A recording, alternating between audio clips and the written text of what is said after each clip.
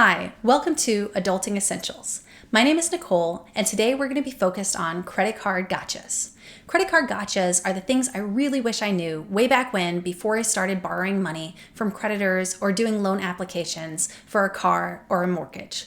These are things that would have saved me a whole lot of money and interest and a whole lot of time and get me out of debt a whole lot faster.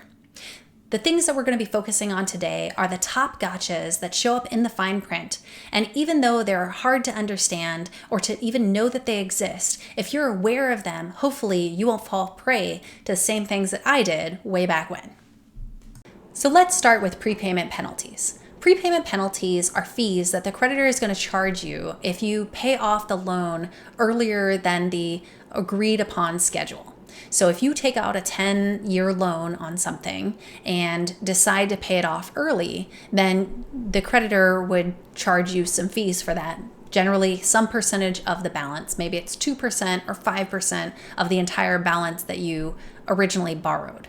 Now, these generally come about when you're purchasing something large, like solar panels and Powerwall, or a car, or a mortgage, or an air conditioning unit. Those are very expensive in certain areas of the country. And so these, if you look at the fine print, then you will see something that talks about prepayment penalty. And I'm going to show you some examples of the verbiage that you would see that means, yes, you are paying a prepayment penalty, and no, you are not paying a prepayment penalty. So this first example is an example where there is no prepayment penalty. This is a sample from the contract I recently signed for putting in solar panels and a Powerwall in our house, and we decided to take a 10-year loan through Tesla. And the verbiage is kind of confusing in the top section, but you can see down here it says penalties for prepayment. If you pay off early, you will not have to pay a penalty. They may even give you back some of the finance charge. Well, that's great. But if you read up above, it talks about you may prepay. And the verbiage is a little funky because it talks about earned and unpaid part of the finance charge. But what it's saying is that you will have to pay for the interest up until the date of your payment. So if you pay off the thing fully, you obviously have to pay the interest up until that point, but you don't have to pay the interest after that point at all. So this is a situation where you actually don't have to pay any prepayment penalty. So this next example contains some verbiage that you might see in a credit card or loan application. And remember, as I said, prepayment penalties tend to be for larger purchases like a car, a mortgage, stuff like that. And in this case, it's in the company's best interest to charge you some kind of a fee for leaving them or paying off the balance early, because if you do so in the first few years, they typically lose money on the deal. So in this case, you can see that they do say a prepayment penalty shall apply, but they explicitly call out that they will charge you a prepayment penalty even if you pay a little bit of it. So in whole or in part means that they will charge you if you pay the whole thing off early, or if you are making incremental payments and paying a little extra each time. Those little extra payments will each be assigned a fee. In a little bit, I'm going to be throwing some numbers to this example so you can see how the prepayment penalty works if you're going to be paying a whole bunch more up front versus making incremental payments over time. But also, I just want to side note, if you have a loan, especially if it has a prepayment penalty at all, if you have a loan at 0% APR, don't pay that thing off early. Like, there is no benefit to doing so, because any fee that you're assigned is going to be greater than the amount of interest that you're accruing over the life of the loan, which is 0. So make sure on those ones, if they're at 0%, just leave them alone. But let's get back to the remaining verbiage in this loan agreement. So the creditor goes on to explain that you're going to be charged different fees depending on when you prepay. So if you prepay in the first year, for example, you're going to be charged the highest fee of 5%. The nice thing here is that it's only 5% on the principal amount prepaid.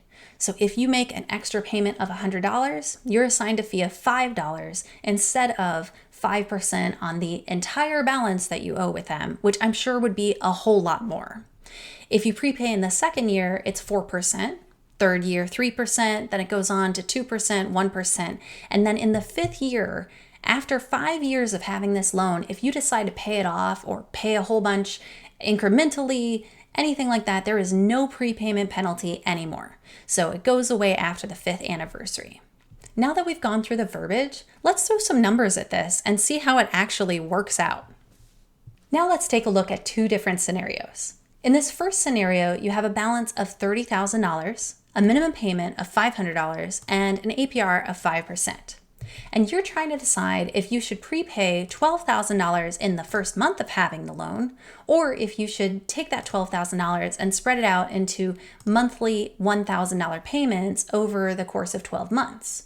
It's still the same $12,000 that you're prepaying, it's just a different strategy on when you would be prepaying that amount. Now, if you remember from the verbiage before, you know that you're going to be charged 5% on the amount that you prepay, but it doesn't charge you differently if you're going to be paying in increments or paying it all at once. So the total fee for both of these strategies is $600. If you did not prepay anything at all, the total interest that you would have over the life of the loan is the same for both of them, of close to $4,600. But the advantage of making such a large payment in the first month is that you're going to be reducing the principal balance right away, which means that over the life of this loan, you're going to pay less in overall interest. In this case, by paying $12,000 up front, the total interest over the life of the loan is about $1,500 versus the $4,600 that you would have paid originally.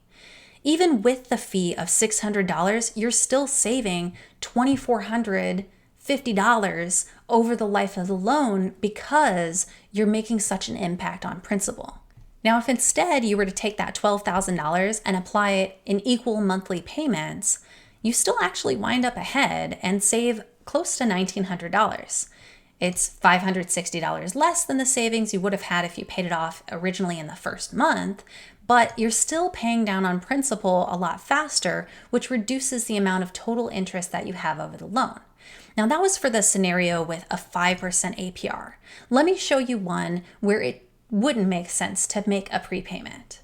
This next scenario has the same starting balance and minimum payment as before, but now the APR is 1% instead of 5%. Now, obviously, if this was at 0%, we would not be having this conversation because you know you would pay nothing in interest over the life of the loan, so it doesn't make sense to prepay. But in this case, we're at 1%. So let's take a look. So over the life of the loan, because the APR is so low, you're actually only paying $789 in interest. And with a fee of $600, it might not make sense. So even though if you prepay $12,000 in the first month, your interest over the life of the loan would go down to $283, which is better than $789. You now have to pay $600 on top of that. So in total, you're losing $94 if you prepay in the first month. Now, if you were to take that same $12,000 and apply it over $1,000 monthly payments, you would lose even more money because you're not reducing the amount of principal balance as quickly as you were in the first example, and you still have the same fee of $600. So in this case, because the APR is at 1%, which is actually really low, you would not want to prepay, especially in the first month, especially with this amount, because the fee would outweigh the amount of savings that you would gain from paying down on principal.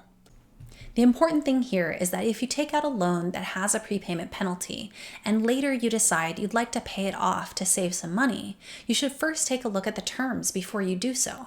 Because if in those terms you find out that the penalty is going to outweigh the remaining interest on the balance, you should just leave it alone. So usually when you take out a loan that has a prepayment penalty, you should make sure that you're aware of those terms so that way you don't accidentally incur one of these penalty fees. So this next fine print gotcha is a really bad one. So much so that Consumer Reports even did a video on their website to warn people about the effects of deferred interest loans. Deferred interest loans appear in big box stores where there are large purchases typically being made like Home Depot, Best Buy, Walmart. So if you're buying a big TV, for example, you can get this loan that doesn't charge you any interest for the first 12 months, and then it goes to a ridiculously high APR, maybe 32%. You would read these terms and think, oh, well, it's no problem. I'm going to pay it off in time. And Even if not, I'm only going to have like maybe $100 left over on the balance at the time that the 32% goes into effect. So that's not so bad. It'll be fine, right? What you don't know is in the fine print, in terms that are very hard to understand unless you're a lawyer, terms that say that the creditor will charge you if you have not paid the balance in full by the end of the 12-month period. They will charge you retroactively.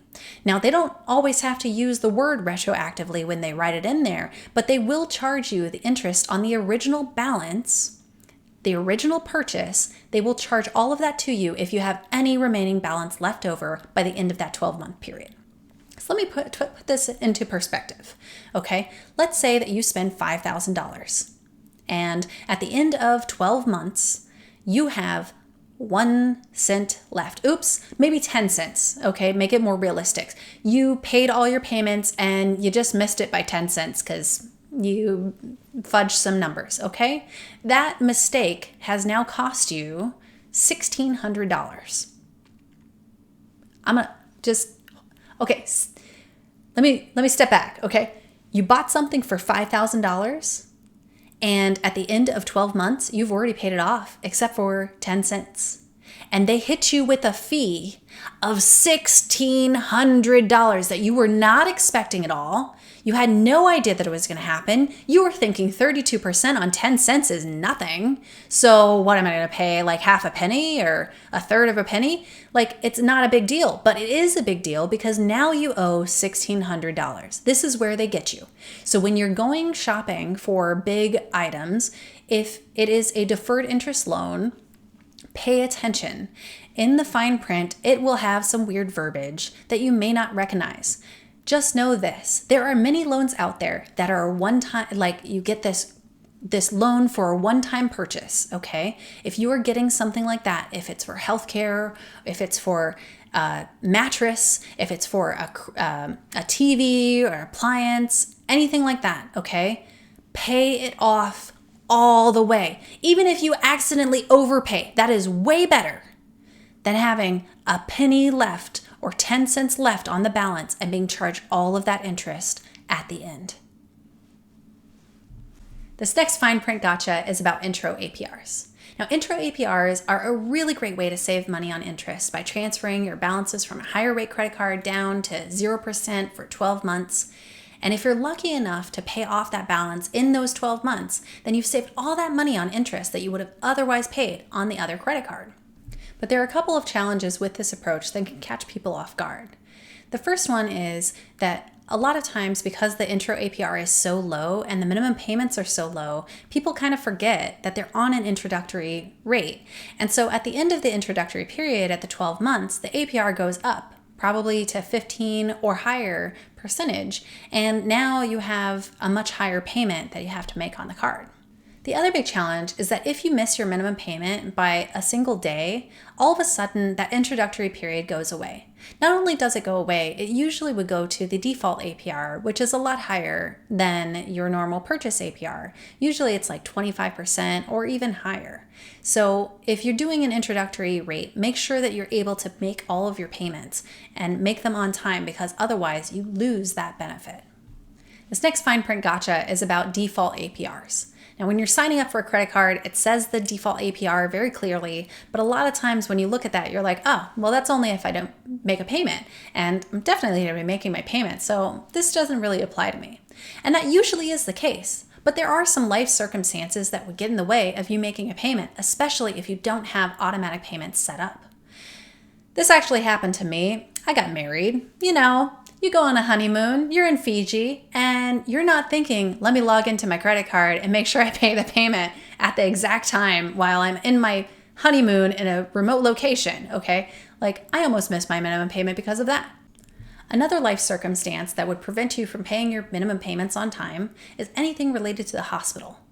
So if you have a surgery that is planned and you have to stay later, or you're in an accident and you're stuck in the hospital, or a family member is in the hospital and you're right there by their side, the last thing you're thinking about is, let me pay my payments on time, right? So this is when automatic payments are very beneficial. And if you don't want to pay the full balance, at least schedule to pay the minimum payment on your automatic payments so you don't go to that default APR of 26 or 25 or 32% because it's really, really high and it's very hard to come back from that. The good news is sometimes if you are hospitalized, you can provide proof to the creditor and they will reverse the action of putting you on a default APR. But not all creditors do this. It's a very nice thing that some creditors do. So it's always in your best interest to make sure that you have automatic payments set up, at least for the minimum payment, so you don't accidentally go into the default APR for any situation that comes up, expected or unexpected. The next gotcha I want to talk to you about are annual fees. So there are a lot of rewards cards out there that don't have annual fees, and let me tell you, I like those a lot. But there are some credit cards that have really great benefits that you kind of want to pay the annual fee for. I'll give you an example. I have an Alaska Airlines credit card because I used to fly Alaska a whole lot, and it gives you a companion ticket for like $100. So if you and someone else are flying to the same location, then you could save like $600 that year, right? So an annual fee of $75 is not so bad. The problem is, I don't use this card for anything. It just literally, it sits in a drawer waiting for me to do the companion ticket and purchase the airline for that. If I didn't set up the automatic payments and I forgot to pay the $75 annual fee, not only will I be charged a late fee, but the APR would go up, which, I mean, I'm not really using the card for anything, so it's not a big deal, but I might lose my rewards. Okay, so in the fine print on some credit cards, you will see that if you make, some cards will say if you make 2 late payments in a row, then they will erase all of your points that you've gained up to that point. Okay, so there's no point in having that card if you're going to be making late payments. So my advice is make sure that you have automatic payments set up, and then also make sure you have money in the bank so that way it can cover the automatic payment. So I have a friend who had a real issue with overdraft fees on their checking account because they kept cutting it close every single month. They'd pay their bills and then they'd only have like $5 left in their checking account. And her and her husband were using the debit card simultaneously. And so she'd buy a bag of chips and he'd buy a soda and she'd buy a pack of gum, and they'd be charged $29 for each one of those transactions because every transaction was an overdraft of their checking account. They wound up paying something like $90, $120 for 3 or 4 items, which is a very expensive bag of chips, a very expensive pack of gum, and a soda, right? So you really want to make sure that you have some kind of buffer in your checking account, especially when you're setting up automatic payments. If you are cutting it very close, then you need to pay attention a whole lot more, and maybe automatic payments are not for you. Maybe you just need to set a reminder on your phone so that you go and check and make sure you're able to pay it all down or pay as much as you can down on your credit cards so it doesn't cause you headaches with your checking account as well. So the big lesson here is if you're setting up automatic payments on your credit cards, and trust me, it does make life easier and less stressful, but if you do set that up, make sure you have enough money in the bank to cover it. Otherwise, you should really be paying attention and maybe not do the automatic payments. You don't want the headache of overdraft fees, so make sure you have enough money in the bank. Another fine print gotcha is about grace periods. Grace periods are a great way to never pay interest on any of the purchases you make using your credit card all the time. The trick is you have to pay it down every month. So grace periods are generally at least 21 days. They can go up to 30 days. It's designed for you to not have to pay any interest if you pay off the balance in the same month.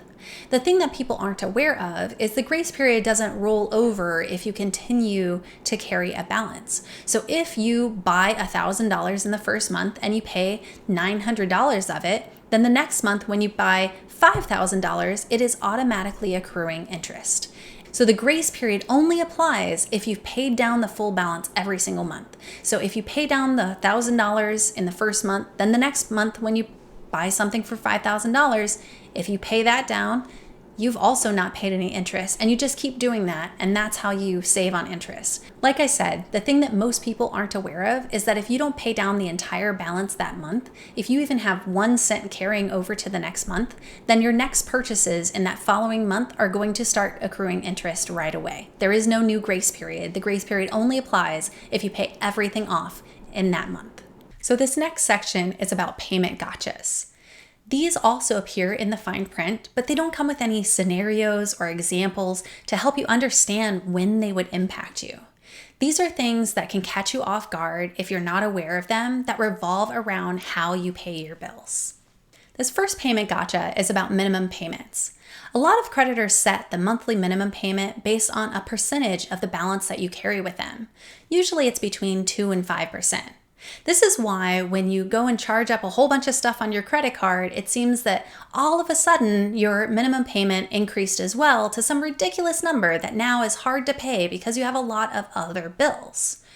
This is because the creditor usually wants to make sure that you pay all of the interest accrued in that month, so you're not accruing compound interest and never get out of debt. But the problem with that is if you're only barely covering the amount of interest that accrued over the month, you're not actually making that much of an impact on principal. And principal is one of the most important things to know about when you're paying down on credit cards or loans. Principal refers to the original balance. So if you borrowed $10,000 at 25%, the original balance is $10,000. So I want to go into a little bit more detail on this example so you can really see how much of an impact low minimum payments have, especially when you have a high balance card with a high APR. So in this case, we have $10,000 balance at 25% and your minimum monthly payment is $250. The problem here, and this is the impact of principal, is that every single month, the amount of interest that you're going to be paying is $208. So out of that $250 minimum payment, you're really only paying $42 down on principal. How long would it take to pay off $10,000 if you're paying $40 a month? The answer is it's a really, really long time. So if the payment that you're making is only covering a little bit of principal, that means you're going to have that loan for a lot longer and pay a lot of interest for the entire life of the loan.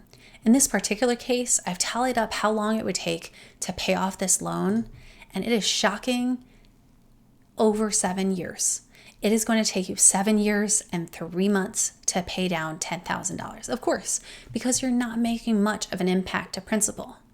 And you can see over that 7 years, and actually I've collapsed some of it, but over those 8 years, 7 years and 3 months, you're paying a whole lot in interest. In fact, for this particular example, you have paid $11,725 in interest. And yes, I know these are all a whole bunch of numbers, but if you recall, your original borrowed amount was $10,000. You have now paid more in interest than the original amount that you borrowed. You have paid double for the amount. Double! That is not a good scenario. You definitely don't want to pay double. That's ridiculous. Okay? So in this particular situation, the fact that the minimum payment is not making much of a dent on principal, and it's because it's so low, it's going to make you pay so much more in interest. So much more that you might be paying double the amount of your original purchase. One of the key learnings I want you to walk away with today is to make more than the minimum payment, and also know how much of your minimum payment is being applied to principal. If you are making a $250 minimum payment and only $40 is going to principal on a $10,000 balance, you are going to have that loan for a very long time, and you are going to pay interest for the entire time you have that loan. So you are going to wind up paying sometimes more than double the amount of the original balance that you borrowed from the lender. Minimum payments are designed with the creditor in mind. It is not made in your best interest. It is made to cover the interest. So make sure you're aware of how much you're paying down on principal. And if you can't make more than the minimum payment, you should look into debt consolidation strategies so you can reduce the minimum payments that you have. A lot of times when people can't make more than the minimum payment, it's because they have 6 or 10 credit cards, each with a minimum payment. And that is a very terrible situation to be in because you can almost never get out of debt. So if that's a situation that is happening to you, definitely check out one of my other videos about debt consolidation strategies. But the key learning, make sure you're aware of how much you're paying down on principal, and please, please, please make more than the minimum payment. This next payment gotcha is about credit cards that require you to pay the balance in full every single month. Most of these cards are American Express cards, and while there are some American Express cards that don't hold this requirement, many of the corporate cards that people are given at companies have the pay everything in full every single month requirement. And this can be problematic, especially if you go on a business trip like I did that takes more than 10 days, because when you get back, sometimes it takes about 2 weeks for approvals to go through for the credit card to actually be paid. So you're cutting it very close. And if you don't get your receipts in the system and make sure your manager and their manager and everybody approves it in time, then you should be paying that minimum payment. Actually, it's not a minimum payment. You should be paying that full balance out of your own pocket until your company pays it. Now, you might think that a corporate card would not affect your credit, but you probably don't remember that when you signed up for the corporate card, you had to put in your social security number. And if you put in your social security number, that means it can affect your credit. So make sure that if anything is delaying your company's ability to pay down your credit card, that you pay that balance out of your own pocket, or you push through to make sure the approvals get done in a timely manner. I mean, if your manager is on vacation, then you go find the next person that can approve it, because otherwise it's coming out of your pocket or it's affecting your credit. So those are the main credit card gotchas that catch people off guard and cause them to pay more in interest and stay in debt a whole lot longer. Now that you've seen them, hopefully you can identify them in the future when you're signing up for new credit cards or loans, or you can take a look at the loans you have today and make sure that you're making more than the minimum payment. If you found this video helpful, chances are you probably know someone else that it'll help as well. Please feel free to share this video with your friends, family, and anyone else you think it'll help so they know about the credit card gotchas as well and don't pay extra in interest or stay in debt a whole lot longer than they need to. Feel free to leave any comments, questions, suggestions, or requests below. I'd love to hear all of your feedback. Thank you so much for watching, and I look forward to helping you more in the future.